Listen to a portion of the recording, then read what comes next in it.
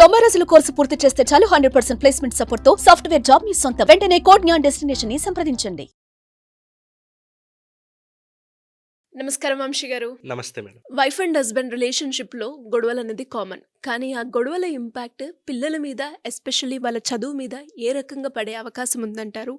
అంటే అలా కాకుండా ఉండడానికి పేరెంట్స్గా వాళ్ళు ఎలాంటి జాగ్రత్తలు పాటించాల్సిన అవసరం ఉందంటారు? Yes madam. యాక్చువల్గా వైఫ్ అండ్ హస్బెండ్ మధ్యలో మనం అబ్జర్వ్ చేసినట్లయితే ఎక్కువగా అభిప్రాయ భేదాలు కలిగినప్పుడు మాత్రమే ఈ గొడవలు జరిగే సిచ్యువేషన్ జరుగుతాయి అన్నమాట. అయితే మన ఇండియాలో పేరెంటింగ్ స్టైల్ ఎలా ఉంటుందంటే మదర్ సెంట్రింగ్ పేరెంటింగ్ ఉన్న ఫాదర్ అథారిటేటివ్ పేరెంటింగ్ ఉంటుంది. అంటే ఎక్కువగా నాన్న యొక్క డామినేషనే ఎక్కువగా ఉండే పేరెంటింగ్ స్టైల్ మన ఇండియాలో ఎక్కువగా యూజ్ చేస్తుంటారు. అయితే ఇక్కడ మనం వైఫ్ అండ్ హస్బెండ్ మధ్యలో అంటే కామన్గా అయితే అంటే ఇంట్లో ఉన్నటువంటి పిల్లల ముందర వైఫ్ అండ్ హస్బెండ్ గొడవ పట్టినప్పుడు అంటే ఇక్కడ మనం తల్లిదండ్రులని ట్రీట్ చేస్తే ప్రతి పిల్లలకు కూడా హీరో ఎవరు అంటే అక్కడ నాన్న. అంటే నాన్న ఏం చేసినా కూడా అది వాళ్ళు ఒక రోల్ మోడల్ లాగా తీసుకుంటారు.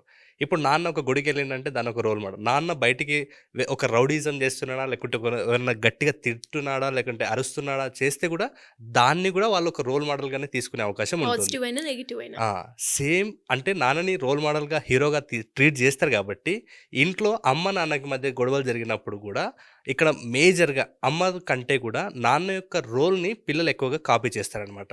సో ఇక్కడ చూసుకున్నట్లయితే గొడవలు జరగడం అనేది కామన్. అంటే మాటలు అనుకోవడం, కొందరు తిట్టడం, కొందరు కొట్టడం లాంటివి కూడా జరుగుతుంటాయి. అయితే ఎప్పుడైతే ఒక పేరెంట్ ఇలాంటి బిహేవ్ చేస్తున్నప్పుడు చాలామంది అనే ఉంటారు, పిల్లలు ముందర ఏదైతే చేస్తున్నామో ప్రతి పేరెంట్ గుర్తుపెట్టుకోవాలి, పిల్లల ముందర తిట్టినా, కొట్లాడినా, గొడవబడినా, కొట్టుకున్నా కూడా అది వాళ్ళు చూడనట్టే అని అనిపించినా వాళ్ళ సబ్ కాన్షియస్లో ఒక సీసీ ఫుటేజ్లో ఎలా రికార్డ్ అవుతుందో వాళ్ళ సబ్ కాన్షియస్ మైండ్లో అలా రికార్డ్ అవుతుంది అని ప్రతి పేరెంట్ కూడా దాన్ని తెలుసుకొని ఉండాలి. ఎందుకంటే ఇప్పుడు చూడండి, మామూలుగా గొడవ పడినప్పుడు ఏదో అభిప్రాయ భేదాలు వచ్చినప్పుడు లేకుంటే ఇప్పుడు ఏదో ఒకటి మాటలు అనుకుంటుంటారు. అలా అనుకున్న సందర్భంలో మదర్ ఒక వర్డ్ లేకుంటే నాన్న ఒక వర్డ్ ఇలా తిట్టుకోవడం చేస్తుంటారు. ఇప్పుడు పిల్లల్ని వీళ్ళు పెద్దగా పట్టించుకోకుండా ఉంటారు, కానీ పిల్లల మైండ్లో అది రికార్డ్ అవుతుంటుంది. తర్వాత మరి అసలు పిల్లల ముందు అసలే తిట్టుకోకూడదా, అసలే గొడవ పడకూడదా అంటే నేనేమంటానంటే మెజారిటీ మ్యాక్సిమం అలా చేయకుండా ఉండడమే బెటర్.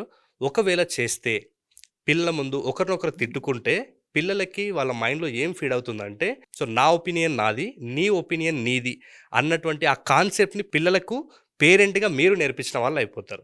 కాబట్టి దయచేసి మీరు ఏం చేస్తున్నారు అనేది విషయం పట్ల జాగ్రత్త పడండి. అంటే ఒక మాట తిట్టినా వాళ్ళు రోల్ మోడల్గా తీసుకుంటారు, మీరు కొట్టినా చేసినా కూడా వాళ్ళు రోల్ మోడల్గా తీసుకునే అవకాశం ఉంటుంది. కాబట్టి వాళ్ళ సబ్ కాన్షియస్ మైండ్ మీద ఎక్కువ ప్రభావం చూపించే అవకాశం ఉంటుంది. కాబట్టి ఒకవేళ గొడవ పడితే ఒకవేళ నా తప్పు ఉంది అంటే అవతల వాళ్ళు దాన్ని సరి చేసినప్పుడు నేను యాక్సెప్ట్ చేయాలి అన్నటువంటిది ఏమైనా నేర్పించేటట్టుంటే మీరు వాళ్ళ ముందర తిట్టినా కూడా పెద్ద తేడా ఏమి ఉండదు. అంటే ఈవెన్ వైఫ్ అండ్ హస్బెండ్ అన్నప్పుడు ఒకవేళ నీ తప్పు అని మీ వైఫ్ చెప్పినప్పుడు నువ్వు దాన్ని యాక్సెప్ట్ చేసి నువ్వు చేంజ్ చేసుకున్నప్పుడు పిల్లలకి ఏం నేర్పించిన వాళ్ళం అవుతామంటే నేనే ఆల్వేస్ రైట్ కాదు. కొన్నిసార్లు నేను మిస్టేక్ చేసినప్పుడు అవతల వ్యక్తి నాకు చెప్పినప్పుడు నాది కూడా మిస్టేక్ ఉంటుంది, నేను కూడా విని అర్థం చేసుకొని సరి చేసుకోవాలన్న కాన్సెప్ట్ పిల్లలకి నేర్పించిన వాళ్ళు ఉంటారు. కాబట్టి ముఖ్యంగా ఇదంతా చెప్పడం వెనుక ముఖ్య ఉద్దేశం ఏంటంటే మదర్ అండ్ ఫాదర్ పిల్లల ముందల మీరు వాళ్ళకి పాజిటివ్గా నేర్పించే విషయాలు డిస్కస్ చేయడమే ఉత్తమము.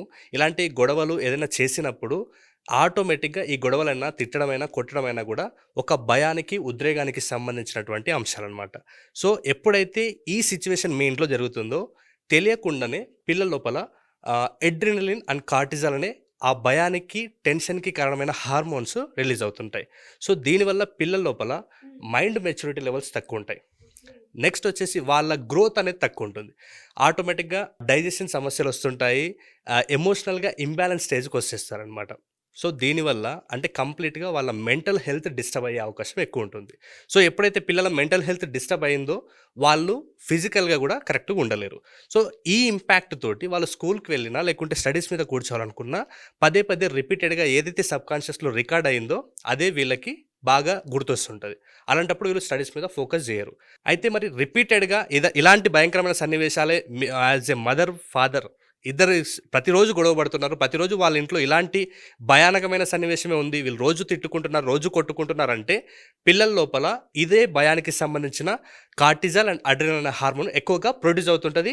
ఈవెన్ మీరు డైలీ కొట్లాడుతున్నట్లయితే డైలీ కూడా ఇట్లాంటి హార్మోన్స్ ప్రొడ్యూస్ అవుతుంటాయి. సో ఆటోమేటిక్గా మెంటల్ హెల్త్ ఖరాబ్ అవుతుంది, ఫిజికల్ హెల్త్ కూడా చెడిపోతుంది. అయితే ఎప్పుడైతే ఇది రిపీటెడ్గా మెదడులోని హైపోథాలమస్ మీద ప్రెజర్ పడుతుందో వీళ్ళ లెర్నింగ్ స్ట్రాటజీస్ అనేది, లెర్నింగ్ ఎబిలిటీ అనేది కూడా కంప్లీట్గా తగ్గిపోతుంది.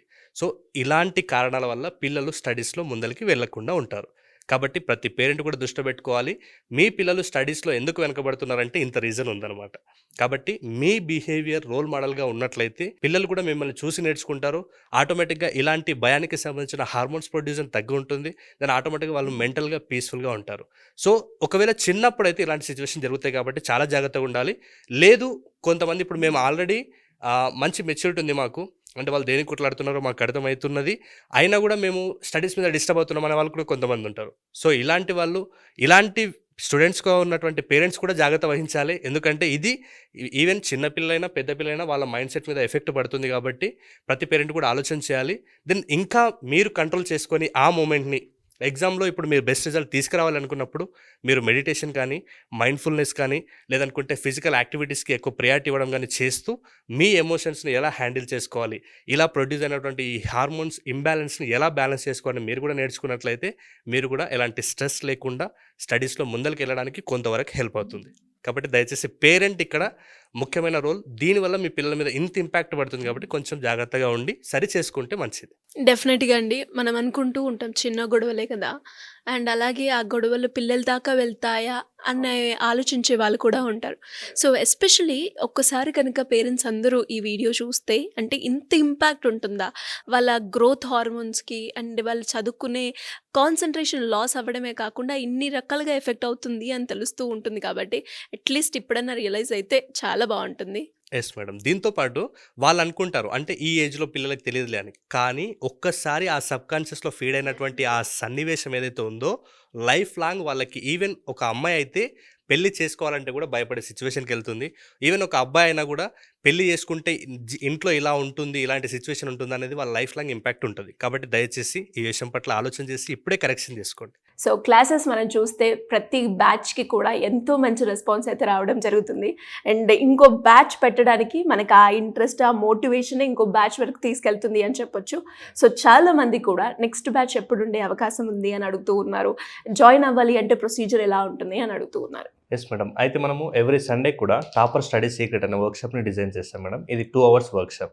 సో దాంట్లో పిల్లలు ఎదుర్కొంటున్న సమస్యలు ఏంటి, స్టడీస్లో వాళ్ళు ఎక్కడ ఇబ్బంది పడుతున్నారు అనే దానికి మనం క్లారిటీగా ఆ 2 hours వర్క్షాప్లో ప్రతి పేరెంట్ అండ్ చైల్డ్ కూడా అటెండ్ అయ్యే అద్భుతమైన వర్క్షాప్. ఇది ఆన్లైన్లో జూమ్లో అటెండ్ అవ్వచ్చు మేడం. ఇది జస్ట్ 199 రూపీస్ మాత్రమే. అండ్ ఇంకా కొంతమంది రీసెంట్గా మన టీంకి కాల్ చేసి చెప్పిన దాన్ని బట్టి చాలామంది ఏమంటున్నారంటే మాకు ఈ ఫుల్ కోర్స్ నేర్చుకోవడానికి, అంటే ఈ 2 hours వర్క్షాప్ కాకుండా మనం ఫుల్ కోర్స్ కూడా కండక్ట్ చేస్తుంటాం. ఆ ఫుల్ కోర్స్ నేర్చుకోవడానికి 7 days మా దగ్గర టైం లేదు సార్, 1 dayలోనే మాకు మొత్తం ఒక మెమరీ స్కిల్స్ అన్ని నేర్పించగలరా అని కూడా అడుగుతున్నారట. సో వాళ్ళ కోసము మెమరీ మెటీరియల్ వాళ్ళకి ఇచ్చి 1 day ఫుల్ డే ఆన్లైన్లోనే మేడం అది కూడా. సో 1 day ఫుల్ డే కోర్స్ని కండక్ట్ చేస్తున్నాం. అది 11 to 4:30 వరకు ఉంటుంది. సో ఆసక్తి కలిగిన వాళ్ళు ఈ 1 day ఫుల్ డే కోర్స్కైనా అటెండ్ అవ్వండి. లేదు అనుకుంటే మేము 1 week క్లాస్కి అటెండ్ అవుతాం. అసలు దాంట్లో ఏముంటుంది, ఎలా ఉంటుంది అనేది పూర్తి డీటెయిల్స్ తెలుసుకోవాలి, ఇంకా డౌట్స్ క్లారిటీ తీసుకోవాలనుకుంటే టాపర్ స్టడీ సీక్రెట్ అనే వర్క్షాప్కి అటెండ్ అవ్వండి. గ్రేట్ అండి. సో ఇంట్రెస్ట్ ఉన్న వాళ్ళకి కింద స్క్రోల్ అవుతున్న నెంబర్ని సంప్రదించవచ్చు. కరెక్ట్. థ్యాంక్ యూ అండి. Thank you so much. Thank you.